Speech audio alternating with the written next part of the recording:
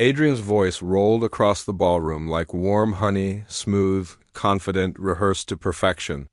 He stood at the podium in his midnight blue tuxedo, one hand resting casually on the edge while the other gestured with easy authority. The crowd was enthralled, hanging on every word about community partnerships and innovative ventures.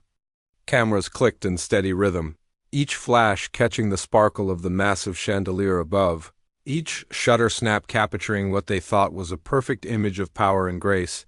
But Elena stood just off to the side, her hand resting lightly on her rounded belly, feeling the faint flutter of life within.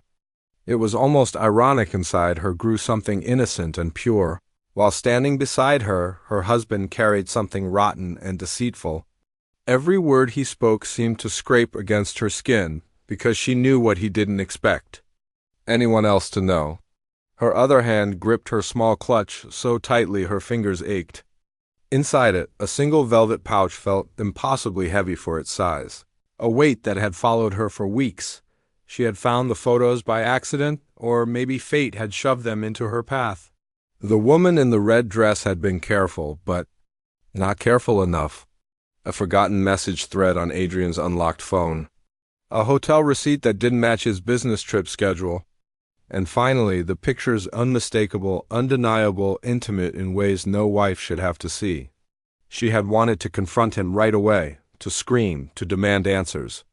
But she had stopped herself. If Adrian had chosen the stage to flaunt his false life, she would choose the stage to tear it down. Now that stage was a few steps away. Her heels clicked softly on the polished marble floor as she moved forward. The sound barely audible over Adrian's speech, but enough to catch his attention. His eyes flicked to her mid-sentence, a flicker of surprise quickly smoothed over with another one of his charming smiles. He tried to draw her into his glow, to make her a part of the show. And of course, none of this would be possible without my incredible wife, Elena, he said, gesturing toward her. The crowd turned their heads, clapping warmly, their faces full of admiration for the picture-perfect couple. Elena stepped up beside him, resting a hand briefly on his shoulder, not a gesture of affection, but a signal. Her lips curved in the faintest of smiles, though her eyes held no warmth. She took the microphone gently from his hand, her fingers brushing his just long enough for him to feel the tremor in her touch. "I'd like to say a few words," she said. Her voice wasn't loud, but it didn't need to be. Something in her tone commanded the room in a way that made the clinking of glasses stop mid-sound. The air shifted, the kind of shift people feel before a storm. Adrian chuckled lightly, trying to play along, but she didn't return the laugh. "I've been blessed," she began, her gaze sweeping across the elegantly dressed crowd, "to be part of a life that many would consider a dream. A loving marriage, a growing family, a husband whose success has touched so many lives." She paused, letting the words hang. Somewhere at the back of the room, a fork clinked against the plate. Sharp in the silence, beside her, the woman in the red dress shifted in her seat, crossing and uncrossing her legs, her glass of champagne trembling slightly in her hand. She had been smiling for most of the evening, flashing perfect teeth for the photographers, but now her smile faltered. She knew. Elena's hand slipped into her clutch and drew out the small velvet pouch. She opened it slowly, as if unwrapping a gift, and tipped its contents onto the podium. A cascade of glossy photographs slid forward, some landing face-up, others face down. Those face-up left no room for interpretation. Adrian's arm around the woman in red, his lips pressed to her neck, their bodies tangled in sheets that were not Elena's. Gasps erupted like small explosions. A murmur rippled through the crowd, the sound of shock mixed with barely contained curiosity. People leaned forward, eyes darting from the photos to Adrian's face. He froze, his charming mask cracking, his mouth opening but producing no words. Elena kept speaking, her voice steady, each word a measured cut. "I have always believed that truth once found must be spoken. Lies grow in the dark, they thrive in silence. But the moment light touches them, they wither." She didn't look at Adrian. She didn't have to. Her focus was on the crowd, on the hundreds of eyes watching history rewrite itself in real time. The woman in red pushed back her chair, the screech of it against the floor drawing more attention to her. She stammered something, an excuse, a denial, but the weight of the stairs around her seemed to crush the air from her lungs. She grabbed her clutch, her cheeks blazing crimson, and stumbled toward the exit.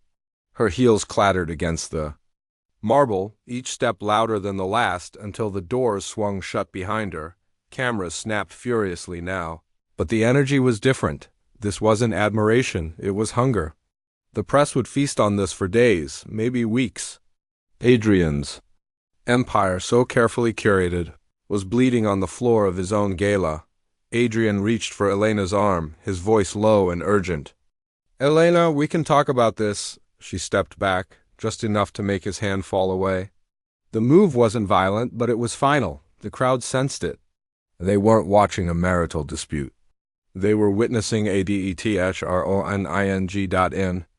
That moment, Elena felt something shift inside her, not just anger, not just grief, but a deep, calm resolve. This wasn't about humiliation anymore. It was about truth reclaiming its place. And she wasn't going to let him, or anyone, rewrite this moment. She placed a protective hand over her belly, feeling the faintest movement from the life within. For the first time in months, her breathing eased. The ballroom was still buzzing. But to her, it felt like a different kind of silence, one where the noise of lies had finally stopped. Adrian's shoulders sagged, the fight draining out of him as he realized there was no speech, no deal, no smile that could undo what had just been done. The velvet pouch lay empty on the podium, but its contents had already done their work. The lights from the grand chandelier scattered across the ballroom like shards of glass, glinting in gold and silver over a sea of glittering gowns and sharp tuxedos. The crowd's laughter, clinking glasses, and polite applause formed a hum that masked the undercurrent of tension rippling beneath the surface. Elena stood near the side stage, her hand resting gently over her rounded belly, her eyes fixed on the man at the podium. Richard, her husband, spoke with the ease of a seasoned billionaire, every smile perfectly timed, every gesture calculated, every word designed to charm. Tonight, his mask didn't fool her. Not anymore. The message had arrived only days ago, an anonymous tip with photographs, grainy but unmistakable. Richard wasn't just entertaining investors in his penthouse suite that night. The woman in the images wasn't Elena. The hand Richard had placed so confidently on her back in the pictures wasn't the casual touch of a business associate. It was something far more intimate. Elena had stared at those photos for hours, her heart pounding so loud she could barely hear herself think. Shock melted into rage. Rage gave way to a clarity that was sharper than any pain she had ever felt. She didn't just want an explanation, she wanted truth. And she wanted it in a way he could never spin into a lie. The charity gala was the perfect stage. Ironically, one Richard had chosen to honor her work as a philanthropist.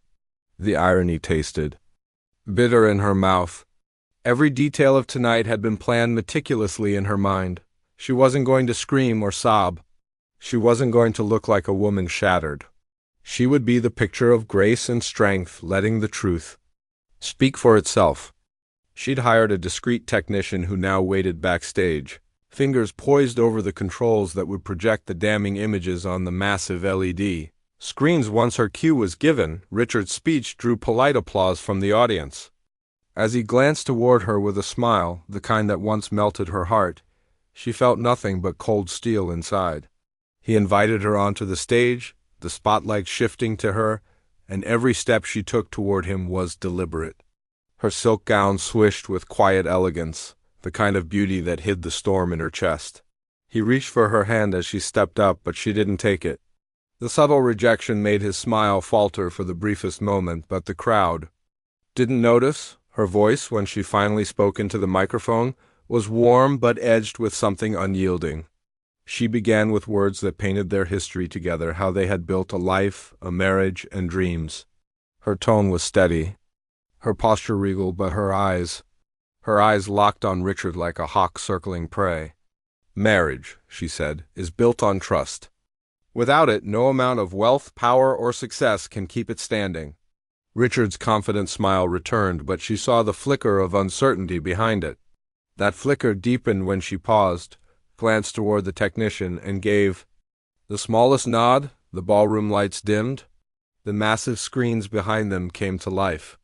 And there they were, photo after photo, each one sharper than the last. Richard's hand on another woman's waist, his mouth close to hers. The kind of intimacy that left no room for misunderstanding. A collective gasp rippled through the room. Whispers erupted instantly, bouncing off the walls like a rising storm. Richard's face drained of color.